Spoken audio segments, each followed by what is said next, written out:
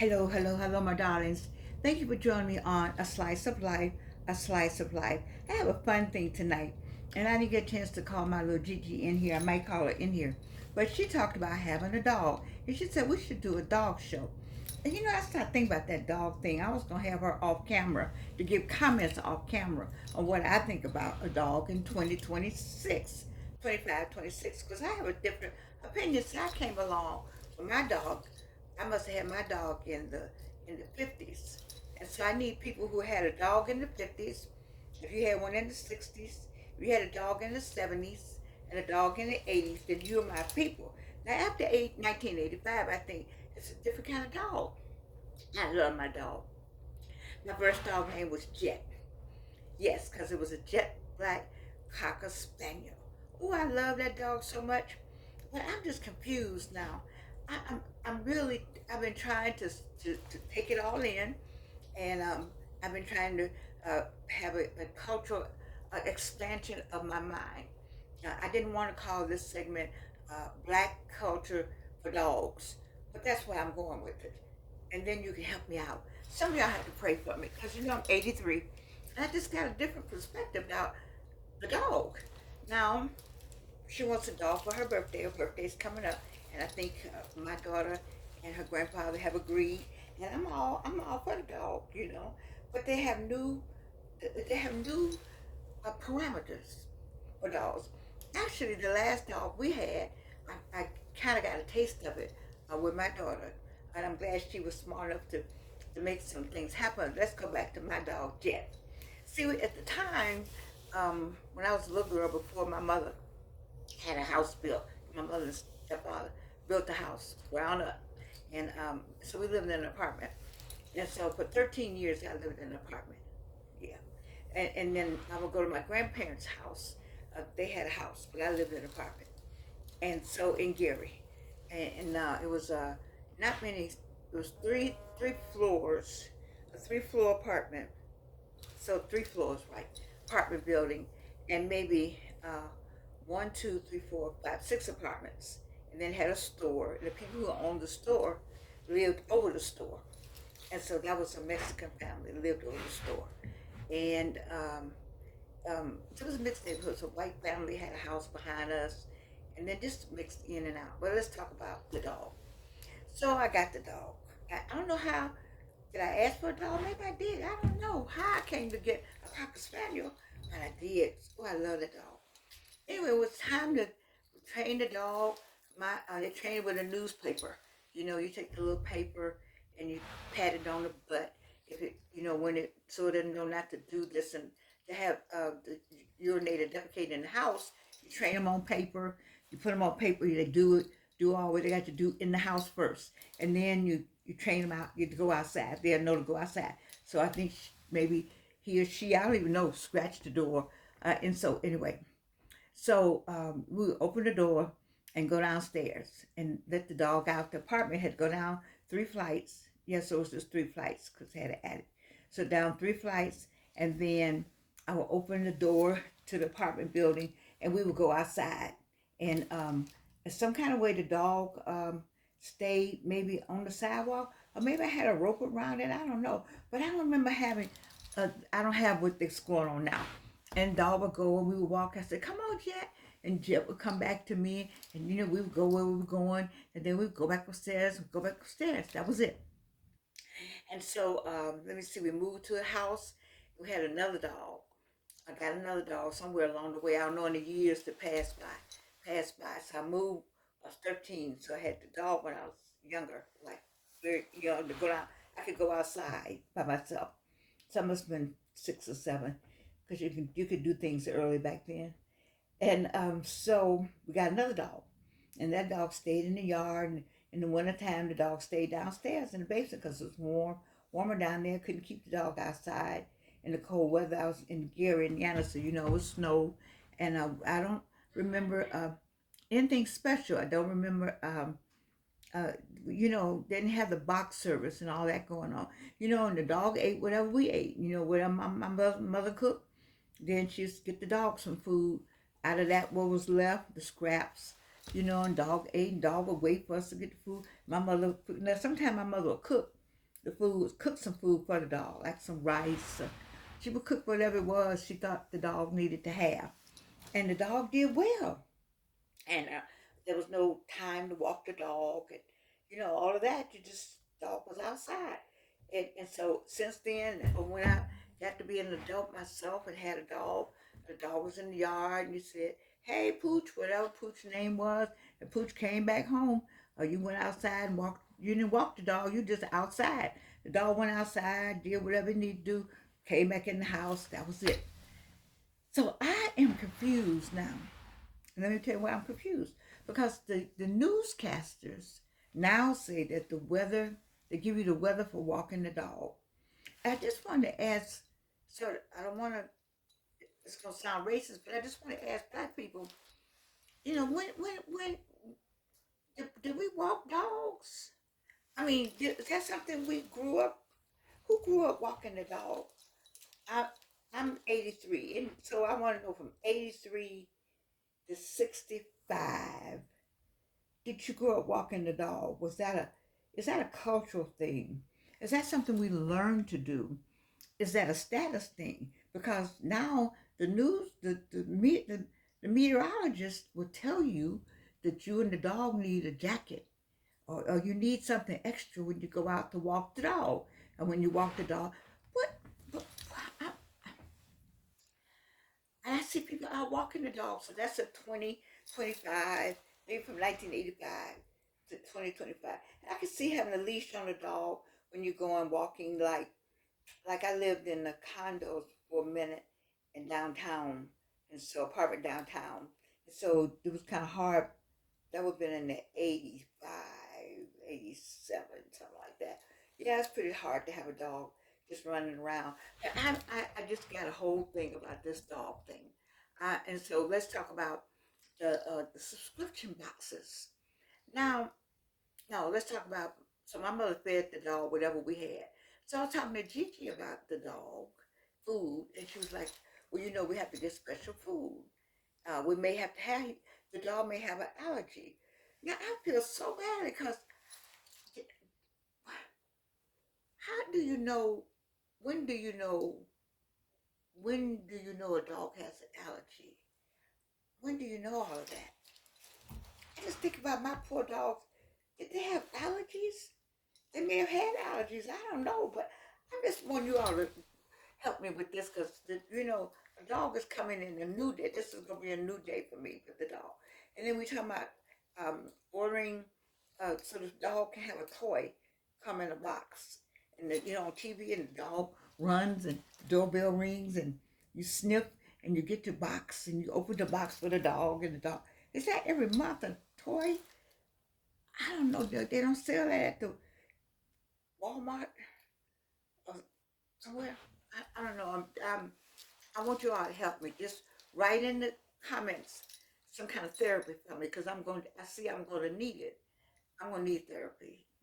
I'm going to need some therapy, some pet therapy on me because you're going to have a time to walk the dog, and then you have a subscription box coming, and then the medication. Now, let me just talk about that. My daughter was smart enough to get insurance. I feel so bad for Jet because she didn't. I think it was she didn't have any of the insurance because something happened with our dog, and my daughter said, "I'm so glad we had insurance." Does that come out your paycheck? Is it a spot on your pay stub? Anyway, we had insurance, and then uh, so so now you have food. What I saw on TV was some kind of food comes in uh, um, plastic something that you put in the refrigerator.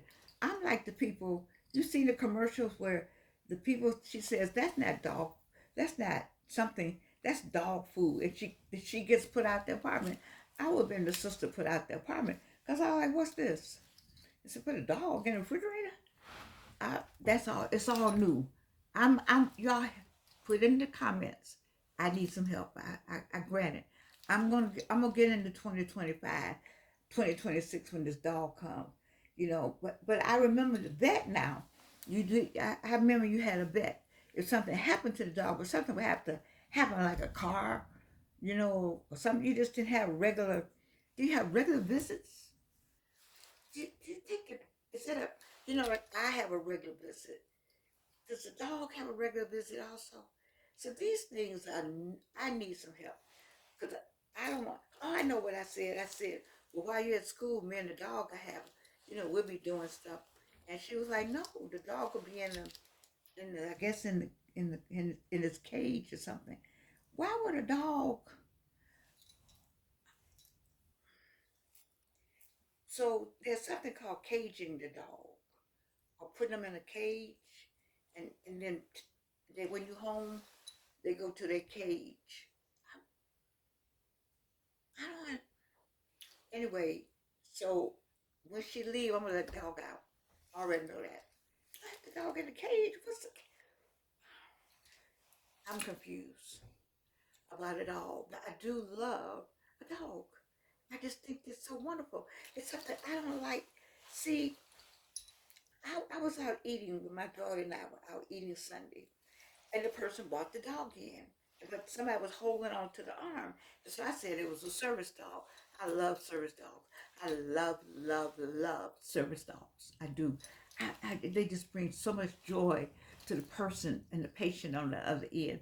So if you got a service dog, I give you all this stuff. But I'm talking about a dog at home ain't doing no service.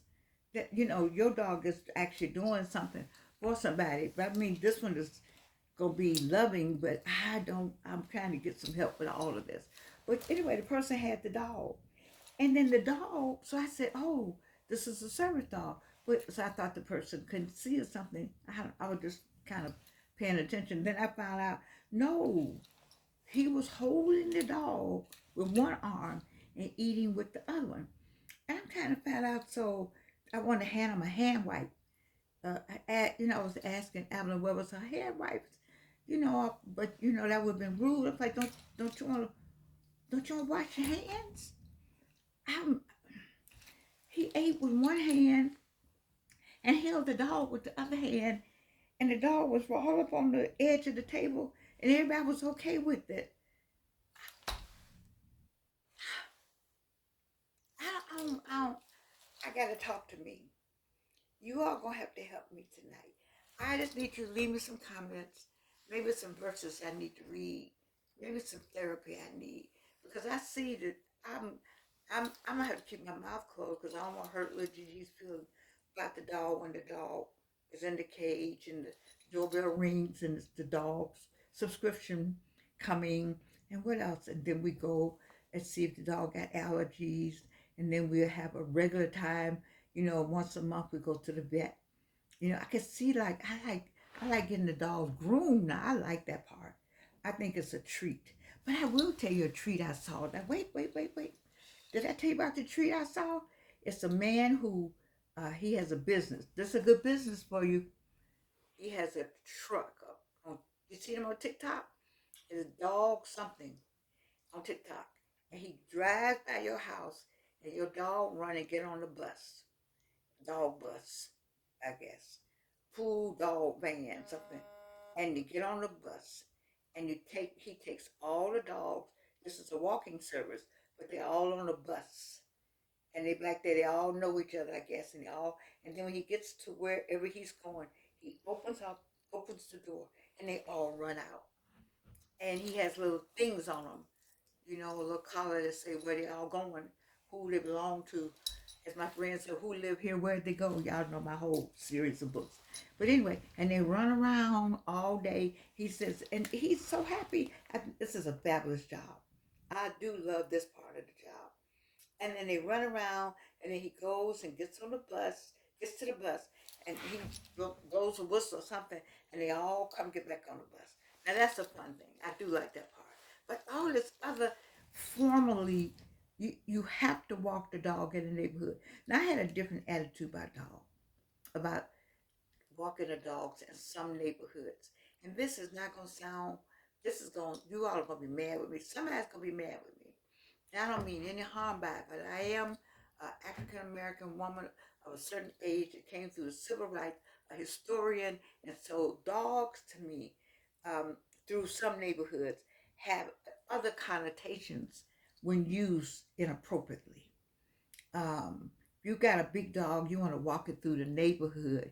It is you got the big dog because you like big dogs, or you got a big dog because there was a fear.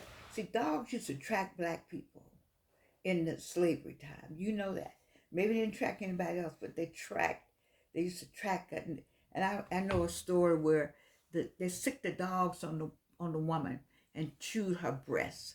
I know that story. That's a documented story. It's a whole story about, and they stood around and watched the dogs chew on the black woman's breast when they found her, and then they didn't want to kill her exactly. They just wanted her to learn a lesson. You see, so there's a whole series of things about dogs and white people walking dogs through neighborhoods that just kind of don't always sit well with me. And so I have to remember that this is a new day and that it's not always like that, Georgian. But when you came along in a certain era and you know your historical markings and some things you may read not read well, you know you may misread. I will say that, but it just bothers me when I see it in such a huge scale of just walking through the neighborhood with your big dog. I, I'm working on myself, but I do want little Gigi to have her dog. I do, and I'm gonna come back and give y'all a report on how I'm doing. And when I win the doorbell ring with that box every month, I'm gonna I'm gonna let them open the box. I might be something I might enjoy, but every month, I don't know. You all help me with this. I enjoy talking about it. If she's doing homework or probably in the bed, but I certainly would love to have her comments about because we've been having fun about it. So I'm having my one-sided fun about it. Because if she were here, she would just give me you know what about this whole thing with the dog and the walking the dog and the allergies and making sure the food is properly processed. Now, making sure the dog has everything the dog needs. Oh, and they're sleeping in the bed thing now. I,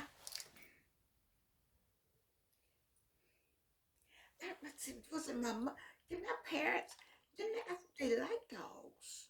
They did. But the dog couldn't be in the bed, couldn't be in the kitchen, couldn't be a whole lot of places in the house. Dogs had to be with dogs. They said people say they dog. You know, I know their family could say, because we love that dog. But and as a family dog, but not family to where it's in the bed with you. You turn over the dog. It's bad enough that they'll come when you wake up in the morning and they're looking at you. Now we had a dog that put her head right there when she must have known what time you were moving, or she could feel when you move. Cause when you finally open your eyes, you were looking right at her. She was like, "I need to go outside." Lord, I love this. I know you all don't like this show tonight, but it was fun for me because I just remember. Do you remember your pet? The me and the cat.